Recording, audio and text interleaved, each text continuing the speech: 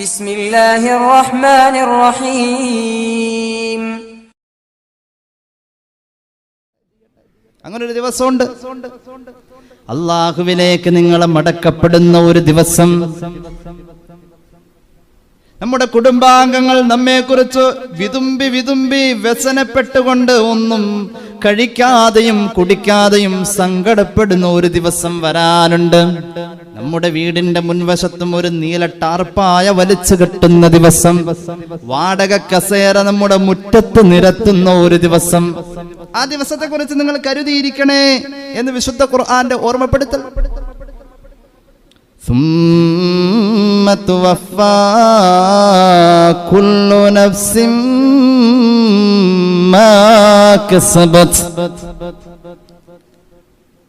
സ്വാഭാവികമായി നിങ്ങൾക്ക് മരണം സംഭവിച്ചാൽ ഈ മണ്ണിൽ വന്ന് നിങ്ങൾ അധ്വാനിച്ചു പോയതിന്റെ കൂലി പരലോകത്ത് അല്ലാഹു പൂർത്തീകരിച്ച് തരിക തന്നെ ചെയ്യും.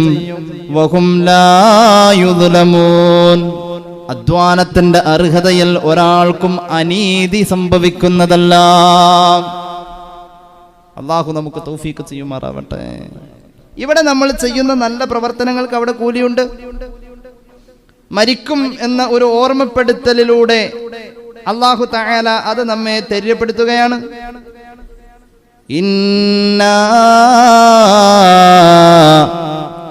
നുഹിയിൽ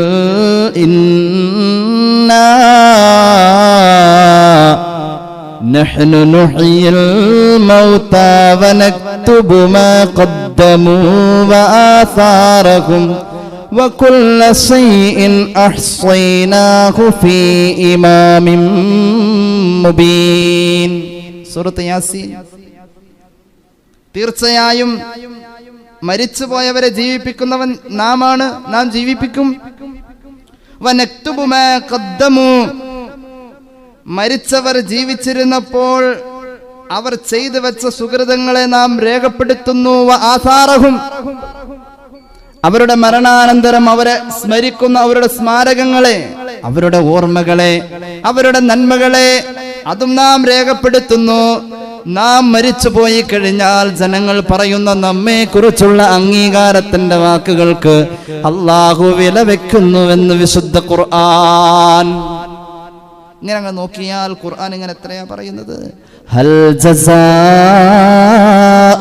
ഇഹ്സാനി ഇല്ലൽ ഇഹ്സാൻ ഫബിഅയ്യി ആലാഇ റബ്ബികുമാ തുകല്ലിബാൻ.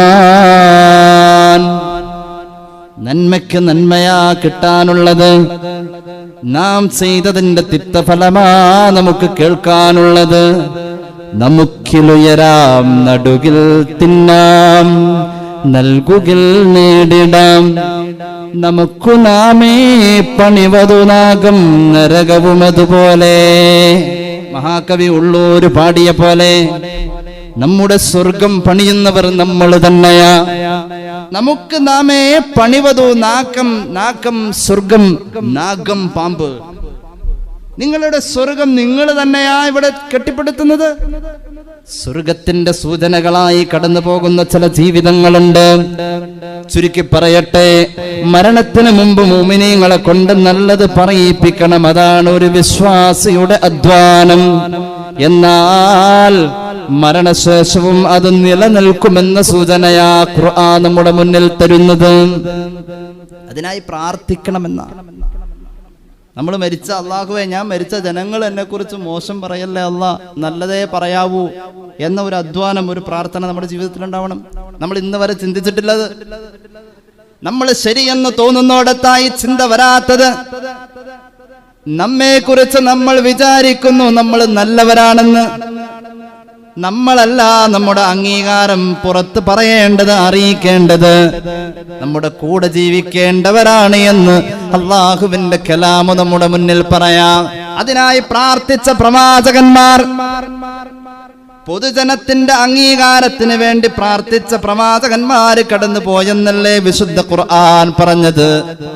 അല്ലാഹുവിന്റെ അസ്തിത്വത്തെ ചോദ്യം ചെയ്ത സമൂഹത്തിന്റെ മുന്നിൽ മഹാനായ സയ്യിദുനാ ഇബ്രാഹിം അലൈഹിസ്സലാം അനുസ്യൂതമായി അള്ളാഹിനെ കുറിച്ച് അവതരിപ്പിക്കുമ്പോൾ അള്ളാഹുവിനെ കുറിച്ച് പറഞ്ഞ് അവസാനം അകം പൊട്ടിയിട്ട് മഹാനുഭാവന്റെ വൈകാരികമായ ഒരു പ്രാർത്ഥനയും വന്നുപോയി. അള്ളാഹുവിന്റെ ഖുർആൻ അത് നമ്മുടെ മുന്നിൽ എത്ര ആയത്തുകളായ അവതരിപ്പിക്കുന്നത്.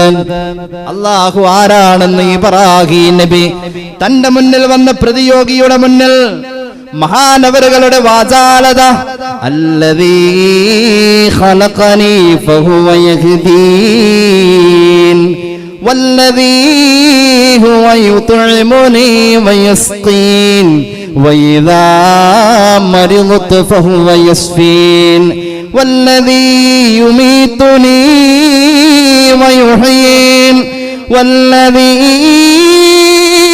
أطمع أن يغفر لي خطيئتي يوم الدين رب هب لي حكما وألحقني بالصالحين واجعل لي لسان صدق في الآخرين سيدنا إبراهيم. ശുദ്ധ ഖുർആൻ സൂറത്ത് ശുഅറാ 78 മുതലുള്ള ആയത്തുകളാ അള്ളാഹുവിനെ വർണ്ണിക്കാൻ ഇബ്രാഹീം നബി പറഞ്ഞതായി ഖുർആൻ ഉദ്ധരിക്കുന്നത്. ആരാ അല്ലാഹ്? എന്നെ പടച്ച് അതിനുശേഷം എനിക്ക് നേരിന്റെ മാർഗം കാണിച്ചു തന്നവനാ. അല്ലദീ ഹുവ യുത്ഇമുനീ വയസ്ഖീൻ, ഞാൻ കഴിക്കേണ്ട അന്നം എന്റെ വായിൽ വെച്ച് തന്നവനാ, ഞാൻ ഇറക്കേണ്ട പാനം എന്നെ കുടിപ്പിച്ചവനാ എന്റെ റബ്ബ്.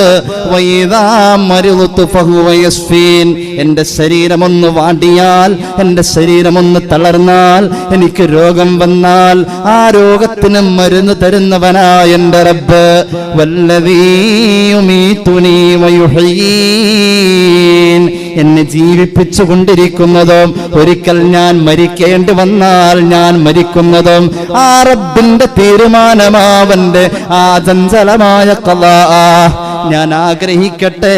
വല്ലദീ അത്മഉ അൻ യഗ്ഫിറ ലീ ഖതീയതി യൗമദ്ദീൻ, എന്റെ റബ്ബുണ്ടല്ലോ പ്രതിഫലം കൊടുക്കുന്ന നാളിലേക്ക് എന്റെ പാപങ്ങൾ പൊറുത്ത നിലയിൽ എന്നെ എത്തിക്കുമെന്ന് ഞാൻ പ്രതീക്ഷിക്കുന്നു.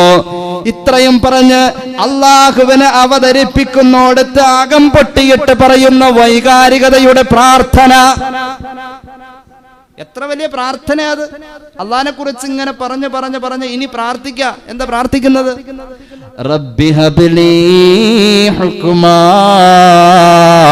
അല്ലാഹുവേ നീ എനിക്ക് ഇൽമ താ തമ്പുരാനെ. സയ്യിദുനാ ഇബ്രാഹീം അലൈഹിസ്സലാം, വിജ്ഞാനം വേണം എനിക്ക്.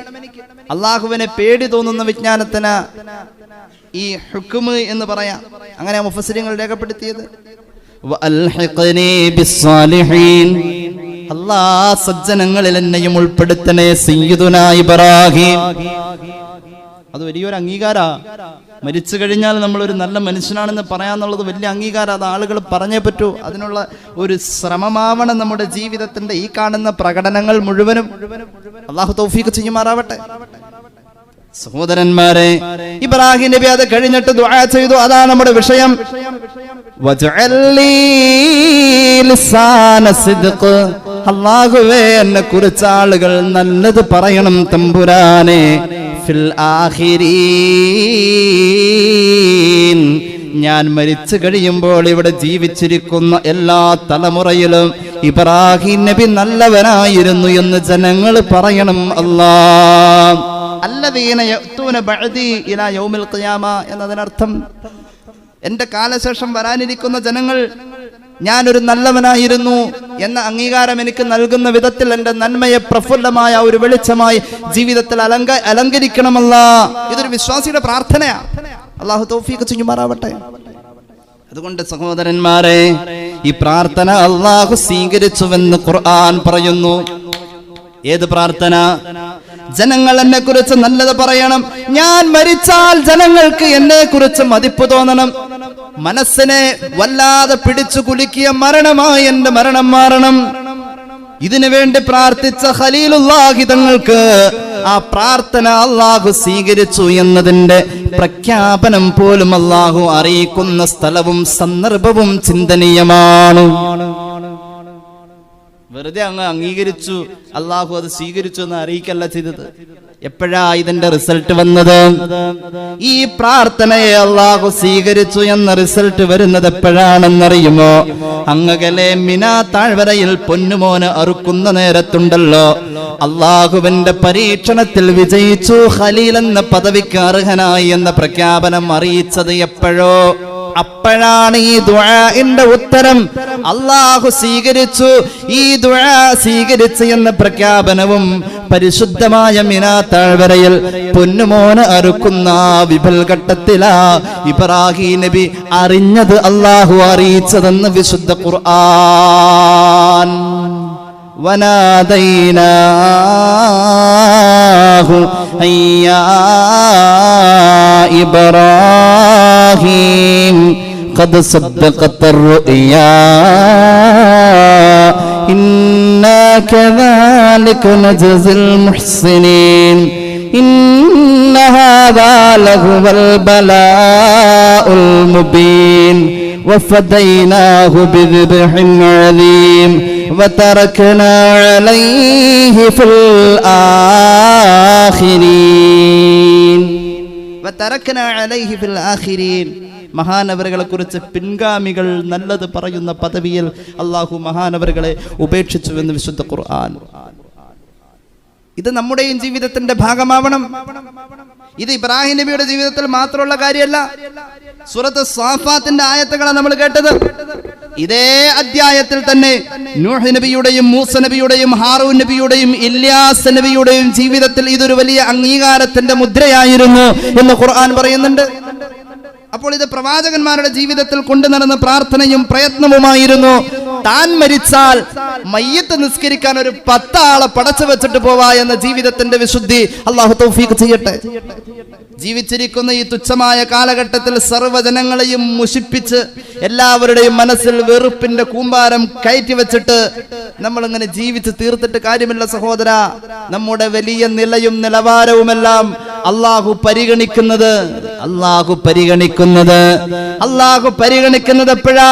നാം മരിച്ചു കഴിഞ്ഞാൽ 10 ആള് നമ്മെ കുറിച്ച് നല്ലത് പറയണം. അങ്ങനെ ഉള്ളോടത്ത നിങ്ങൾക്കറിയുമോ, മഹാനായ മൻസൂർ ബിൻ സക്കീ റളിയല്ലാഹു അൻഹുവിന്റെ മരണം ചരിത്രത്തിൽ ചർച്ചയല്ലേ? വലിയ മഹാൻ, വലിയ ആബിദായ മഹാൻ, ഒരുപാട് ഇബാദത്ത് ചെയ്ത മഹാൻ 70ാമത്തെ വയസ്സിലാ മരിക്കുന്നത്. മഹാനായ മൻസൂർ ബിൻ സക്കീ റളിയല്ലാഹു അൻഹു 70ാമത്തെ വയസ്സിൽ വഫാത്താകുന്നതിന്റെ തൊട്ടു മുന്നേ പൊട്ടിക്കരയാണ്. പൊന്നുമോൻ അടുത്ത് ചേർന്ന് നിന്നിട്ട് പ്രിയപ്പെട്ട പിതാവിന്റെ നെഞ്ചകത്തിൽ തലോടിയിട്ട് സമാധാനിപ്പിച്ചിട്ട് ചോദിച്ചു, പ്രിയപ്പെട്ട പിതാവേ, എന്തിനാണ് അങ്ങ് കരയുന്നത്? അങ്ങയുടെ ജീവിതം ഈ ലോകത്തുള്ള എല്ലാവർക്കും മാതൃകയല്ലേ? അങ്ങ് നല്ലൊരു മനുഷ്യനായിരുന്നില്ലേ? അങ്ങ് ഒരുപാട് ഇബാദത്തുള്ള മനുഷ്യരായിരുന്നില്ലേ?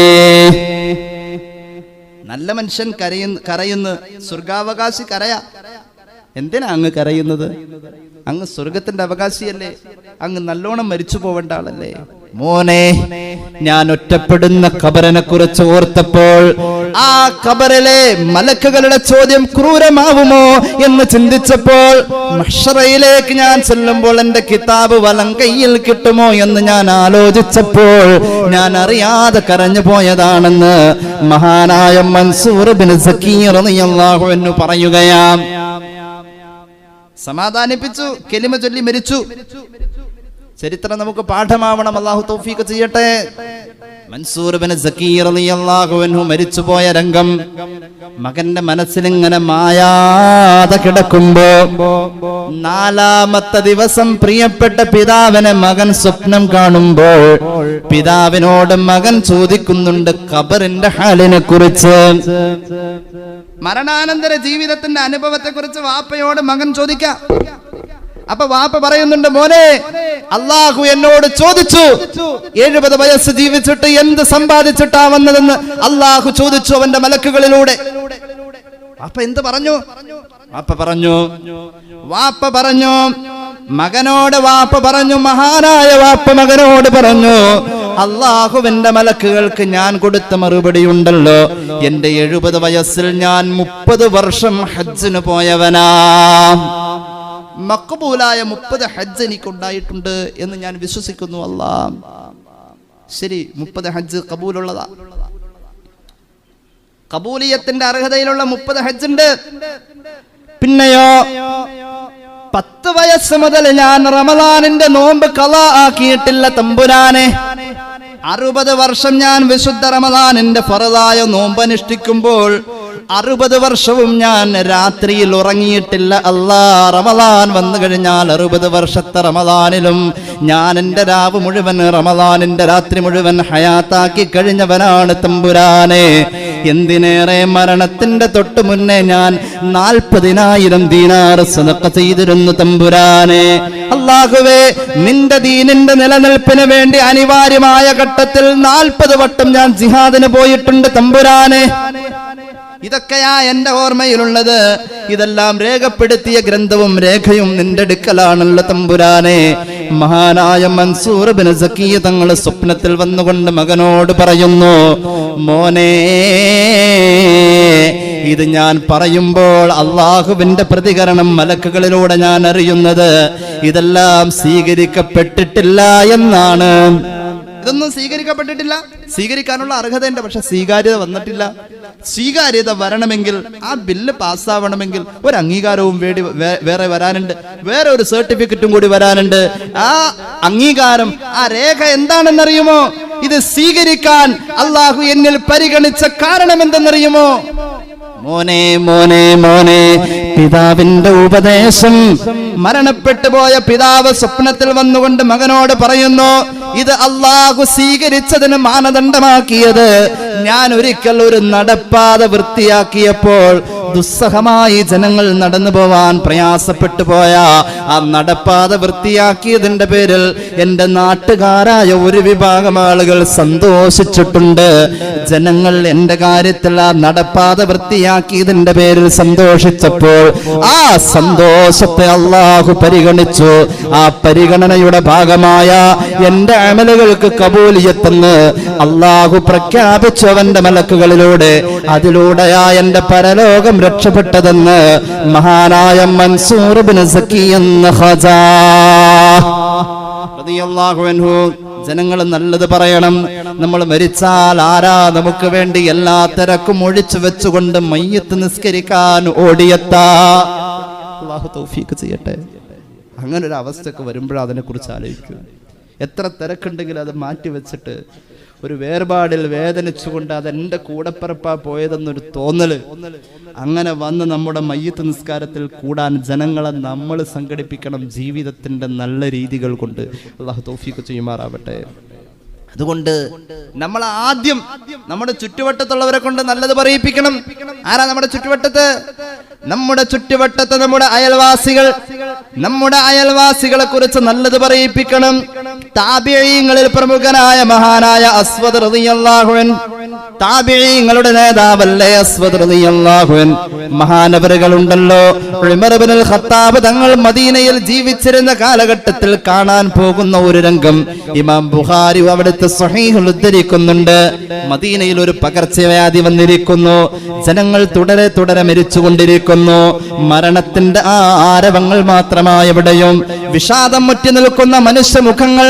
ഞാൻ മദീനയിൽ ഒരു സന്തോഷമില്ലാതെ ഇങ്ങനെ കഴിഞ്ഞുകൂടുമ്പോഴാ എന്റെ മനസ്സിന് ഒരു സന്തോഷത്തിന് വേണ്ടി, നിർവൃതിക്ക് വേണ്ടി ഞാൻ ചെല്ലുകയാ സയ്യിദുനാ ഉമർ ഇബ്നുൽ ഖത്താബ് റളിയല്ലാഹു അൻഹുവിന്റെ അടുക്കിലേക്ക് ഞാൻ ചെല്ലുകയാണ്. എന്നിട്ടോ ഉമർ ഇബ്നുൽ ഖത്താബിന്റെ അടുത്ത് ഞാൻ ചേർന്നിരുന്നു. ആ സമയത്തതാ ഉമർ ഇബ്നുൽ ഖത്താബിന്റെ മുന്നിലൂടെ തൊട്ടടുത്ത് ഒരു മയ്യത്തതാ മയ്യത്തതാ ജന്നത്തുൽ ബഖീഇലേക്ക് ഒരു മയ്യത്ത് കൊണ്ടുപോകുന്നു. ആ സമയത്ത് ഉമർ ഇബ്നുൽ ഖത്താബിന്റെ തൊട്ടടുത്തിരുന്ന ആളുകൾ ആ മയ്യത്തിനെ കുറിച്ച് ഫഉസ്നിയ ഖൈറാ, നല്ലത് പറയുകയാണ്. ആ സമയത്ത് ഉമർ ഇബ്നുൽ ഖത്താബ് പറഞ്ഞു, വജബത്ത്, നിർബന്ധമായി. പിന്നതാ കുറച്ചു കഴിഞ്ഞപ്പോൾ രണ്ടാമത്തെ മയ്യത്ത് പോയി. ആ മയ്യത്തിനെ കുറിച്ചും ജനങ്ങൾ നല്ലത് പറഞ്ഞു. കേട്ടിരുന്ന ഉമർ ഇബ്നുൽ ഖത്താബ് പറഞ്ഞു, നിർബന്ധമായി, വജബത്ത്. മൂന്നാമതൊരു മയ്യത്ത് പോയി. ആ മയ്യത്ത് പോയപ്പോൾ ജനങ്ങൾ ആ മയ്യത്തിനെ കുറിച്ച് ദുഷിച്ചു പറഞ്ഞു. ആ സമയത്ത് ഉമർ ഇബ്നുൽ ഖത്താബ് പറഞ്ഞു, വജബത്ത്, നിർബന്ധമായി. മൂന്നാമത്തേതിനും വജബത്ത് ഒരേ പദം തന്നെ നിർബന്ധമായി എന്ന് 3 വട്ടവും പ്രതിവചിച്ചു ഉമർ ഇബ്നുൽ ഖത്താബിനോട് ഫഖുൽതു മാ വജബത്ത് യാ അമീറൽ മുഅ്മിനീൻ, ഞാൻ ചോദിച്ചു അമീറുൽ മുഅ്മിനീൻ തങ്ങളെ, എന്താണ് നിർബന്ധമായത്? മഹാനായ ഉമർ ഇബ്നുൽ ഖത്താബ് തങ്ങൾ പറഞ്ഞു, അല്ലാഹുവിന്റെ ഹബീബിന്റെ സന്നിധാനത്തിൽ ഞങ്ങൾ ഇരിക്കുമ്പോൾ ഇതുപോലെ മയ്യത്തുകൾ ആവർത്തിച്ച് കൊണ്ടുവരപ്പെട്ടപ്പോൾ പ്രവാചകൻ എന്ന് പ്രതിവചിച്ചത് ഞാൻ പ്രതിവചിച്ചേ എന്നേ ഉള്ളൂ. ആ സമയത്തുണ്ടല്ലോ ഹബീബായ പ്രവാചകൻ പറഞ്ഞത് എന്താണെന്നറിയുമോ?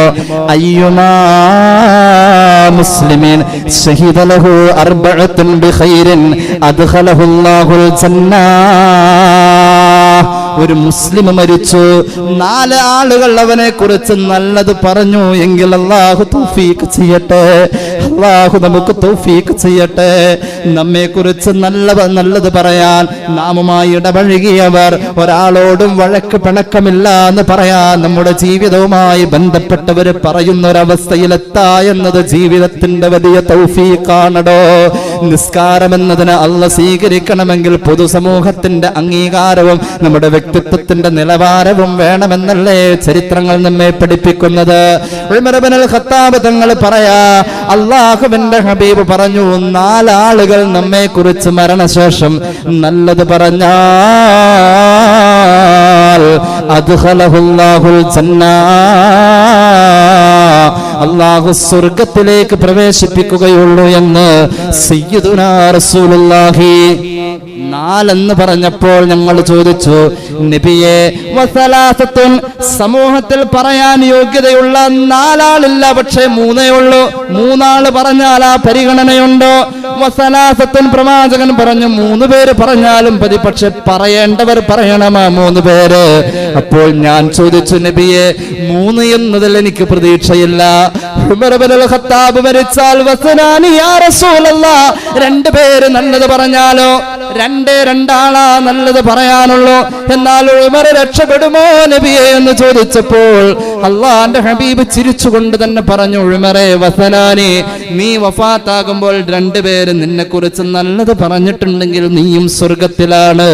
തങ്ങൾ പറയാണ്, സുമ്മലം നസ്അലുഹു അനിൽ വാഹിദി, ഒരാളെങ്കിലും നല്ലത് പറയാനുണ്ടെങ്കിലെന്ന് ഞങ്ങളെങ്ങാനും ചോദിക്കാൻ മുതിർന്നിരുന്നുവെങ്കിൽ നാണക്കേട് കൊണ്ട് ചോദിച്ചില്ല. റസൂലുള്ളാഹി പറയുമായിരുന്നു, ഫീഹി ഈമാഉൻ ഇലൽ ഇക്തിഫാഇ ബിത്തസ്കിയതി ബിവാഹിദ്. ഫത്ഹുൽ ബാരി രേഖപ്പെടുത്തുന്നു, ഒരാളെ നല്ലത് പറയാനുള്ളൂ, അത്രയെങ്കിലും നമുക്ക് പറ്റുള്ളൂ. എന്നാൽ സ്വർഗ്ഗം ഉണ്ടോ എന്ന് ചോദിക്കാൻ ഉമർ ഇബ്നുൽ ഖത്താബ് നാണിച്ചു. കാരണം തന്നെ കുറിച്ച് നല്ലത് പറയാൻ ആളെണ്ണം കുറവാണെന്ന് നബി മനസ്സിലാക്കുമോ എന്ന് നാണിച്ചതുകൊണ്ട്. എങ്ങാനും ചോദിച്ചിരുന്നെങ്കിൽ ഒരാളെങ്കിൽ ഒരാൾ നല്ലത് പറയിപ്പിക്കുന്ന ഒരവസ്ഥയിൽ നീ ജീവിച്ചേ പറ്റൂ എന്ന് മുഹമ്മദ് നബി. എന്താ ഈ ജനങ്ങൾ നല്ലത് പറയണേ? നമുക്കൊരു തോന്നലുണ്ട്, ജനങ്ങൾ നല്ലത് പറഞ്ഞില്ല, ഇപ്പൊ എന്താ കുഴപ്പം അല്ലേ? നമ്മുടെ മലയാള നാട്ടിൽ ഒരു ചൊല്ല് തന്നെയുണ്ട്, 1000 കുടത്തിന്റെ വായ കെട്ടാൻ, പക്ഷേ ഒരു മനുഷ്യന്റെ വായ കെട്ടാൻ പറ്റൂല. ഒരു മുഅ്മിൻ അത് പറയേണ്ട കാര്യമില്ല. നമ്മെ കുറിച്ച് നല്ലത് പറയുന്ന അവസ്ഥയിലാവണം നമ്മുടെ സമ്പർക്കങ്ങൾ, നമ്മുടെ ജീവിതങ്ങൾ, നമ്മുടെ ഇടപെടലുകൾ. നാം നിരതരാകുന്ന ജീവിത തുറകൾ മുഴുവനും നമ്മെ കുറിച്ച് നാം അഭിമുഖീകരിക്കുന്ന ജനതയിൽ ഒരു തൃപ്തി വേണം, നമ്മൾ നല്ലവരാവണം. ഇതൊക്കെ ഫീ സബീലില്ലായാണെന്നൊരു തോന്നൽ വേണം. അല്ലാഹു തൗഫീഖ് ചെയ്യട്ടെ. അങ്ങനെ ജീവിക്കുമ്പോഴാ മദീനയിൽ മുഹാജിറുകളുടെയും അൻസാറുകളുടെയും ഇടയിലെ സൗഹാർദ്ദത്തെ ജീവിതത്തിന്റെ ഒരു അലങ്കാരമായി നമുക്ക് ആവർത്തിക്കാൻ കഴിയൂ. അല്ലാഹു തൗഫീഖ് ചെയ്യുമാറാവട്ടെ. അല്ലേ, സയ്യിദുനാ ഇസ്ഹാഖ് നബിയും യാഖൂബ് നബിയും എല്ലാവരും ഈ അംഗീകാരം നേടിയവരാ. അല്ലേ, വവഹബനാ ലഹു ഇസ്ഹാഖ വയാഖൂബ വകുല്ലൻ ജഅൽനാ നബിയ്യ വവഹബനാ ലഹും മിർ റഹ്മതിനാ വജഅൽനാ ലഹും ലിസാന സിദ്ഖിൻ അലിയ എന്ന വിശുദ്ധ ഖുർആൻ. ഈ നബിമാരെ കുറിച്ചൊക്കെ ഇത് പറയാൻ ജനങ്ങൾ അവരുടെ മരണാനന്തരം പറയണമെന്ന പ്രാർത്ഥനയും അതിനുവേണ്ടിയുള്ള പ്രയത്നവുമായി ജീവിതത്തെ അവർ കൊണ്ടു നടന്നപ്പോൾ അവർ പറഞ്ഞു എന്ന് വിശുദ്ധ ഖുർആൻ. ഇത് നമുക്കും വേണം. അല്ലാഹു തൗഫീഖ് ചെയ്യുമാറാവട്ടെ. ജനങ്ങൾ നല്ലത് പറയുന്നോടത്ത് അല്ലാഹുവിന്റെ മലക്കുകൾ ശരിവെക്കുക. മലക്കുകൾ ശരിവെക്കുന്നോടത്ത് അല്ലാഹുവിന്റെ നിലപാടുണ്ടാവാ. അല്ലേ, ഹബീബ് പഠിപ്പിച്ചല്ലോ. അനസ് ഇബ്നു മാലിക് റളിയല്ലാഹു അൻഹു ഖാല റസൂലുള്ളാഹി. ഇമാം ഇബ്നു ഹജർ അൽ-അസ്ഖലാനി ഫത്ഹുൽ ബാരിയിൽ മേലുദ്ധരിച്ച ഹദീസിന് വ്യാഖ്യാനം കൊടുത്തോടുത്ത് പറഞ്ഞു, അല്ലാഹുവിന്റെ ഹബീബ് പഠിപ്പിച്ചു, ഇന്ന ലില്ലാഹി മലായികതൻ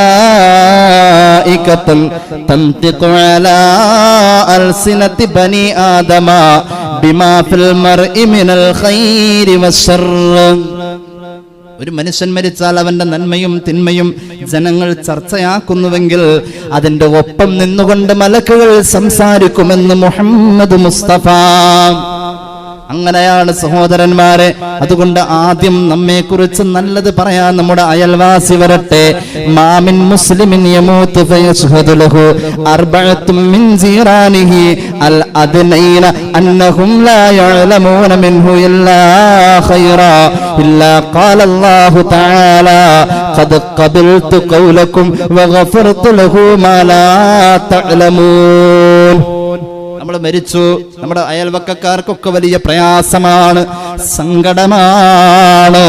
സഹോദരന്മാരെ, അങ്ങനത്തെ ഒരു അവസ്ഥയൊക്കെ വരുമ്പോഴാ നമുക്കത് അവതരിപ്പിച്ചാൽ മനസ്സിലാവാത്തൊരു വലിയ ഭാഷയുണ്ട് അതിൻ്റെ അകത്ത്. നമ്മൾ മരിച്ചു, അയൽവക്കത്തെ ഇത്തയ്ക്കും ഇക്കയ്ക്കും നമ്മോട് നല്ല താല്പര്യം, സ്നേഹം. എന്റെ മോനാ മരിച്ചതെന്ന് പറയുന്ന, നമ്മുടെ ഉമ്മ പറയുന്ന പോലെ പറയുന്ന ഒരു അയൽവാസിനിയായ സഹോദരി ഉണ്ട് എങ്കിൽ ആ വാക്കുണ്ടല്ലോ, അല്ലാഹു കബൂലാക്കുമെന്ന് മുഹമ്മദ് മുസ്തഫ. എനിക്കെന്റെ മോനെ പോലെയായിരുന്നു, എനിക്കെന്റെ മകളെ പോലെയായിരുന്നു.